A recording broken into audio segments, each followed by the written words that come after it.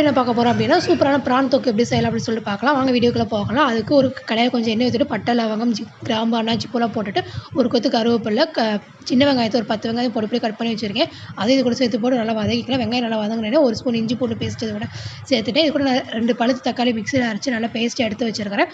அதை இது கூட சேர்த்து ஆட் பண்ணிக்கலாம். நல்லா வந்து கிளறி விட்டுக்கலாம். 2 மிக்ஸ் ஆகட்டும். இப்போ இந்த ஸ்டேஜில் தேவையான உப்பு, 1/4 ஸ்பூன் மஞ்சத்தூள், 1/2 ஸ்பூன் மிளகாத்தூள், 1 ஸ்பூன் வந்து சோம்பு பொடி வந்து சேர்த்துருக்கிறேன். இது கூட சோம்பு பொடி சேர்த்து கொஞ்சம் நல்லாயிருக்கும் டேஸ்ட்டு.